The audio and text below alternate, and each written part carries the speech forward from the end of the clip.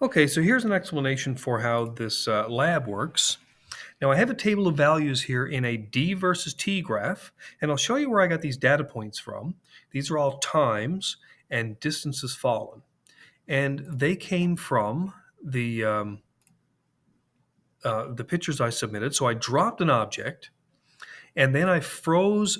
I froze the video at various points in time. Like for example, here at 0 seconds, the d is 0. So that gives me one data point, 0 seconds, 0 meters. And then I continued freezing 0.12 seconds. And whatever this is, that looks like it's around, I don't know, 8 centimeters. So that gives me another, 9 centimeters I used. So 0.12 seconds. And there's 9 centimeters, which is 0.09 meters. And then I just kept doing that with each picture. 0.17 seconds, record the distance. 0.23 seconds, record the distance. And I kept doing that for all of these different frozen pictures. And then used all of those data points to create this table of values. The times here, and then the distance fallen over here. And it produced this very nice curved graph like so. So then what I did was I have a y equals x squared put in to create a curve of best fit. So lighting that up, you can make the graph appear or disappear like this. I could make my table of values disappear as well by doing this. So that's the nice thing about Desmos. You don't have to see all of the things at the same time. By changing the coefficient in front of the x squared, it changes the curvature. So I asked people to keep changing until you got a curve that looked pretty much like your data point. So I'm going to use 5 here.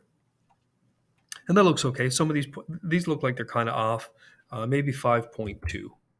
All right, I kind of like that. And then, because this is a falling object that is accelerating, and you can see the slope is getting steeper and steeper, so we want to find out what is the instantaneous velocity, like let's say at 2 seconds. Sorry, no, where is the instantaneous velocity? 2 meters per second. To do that, I've created a graph with a slope of 2, so that's 2 meters per second, right? The slope of your d versus t graph is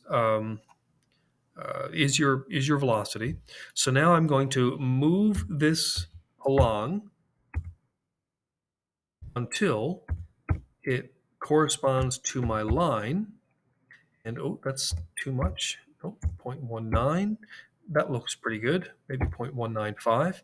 And now you can see here that we're at 0.2 seconds. So at 0.2 seconds, my v is 2 meters per second. So now I'm going to create a v versus t graph.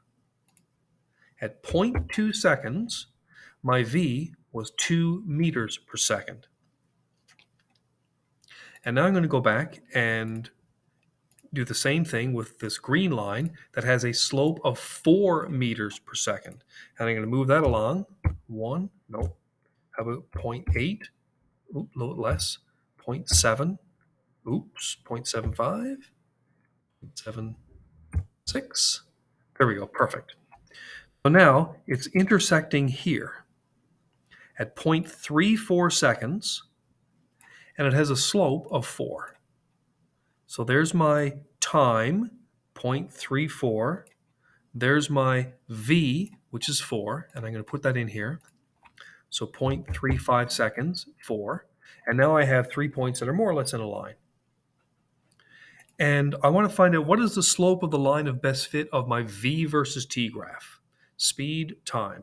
I'm going to change the number in front until it corresponds to my points.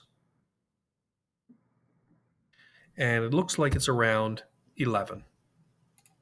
So this would be the acceleration due to gravity of my falling object.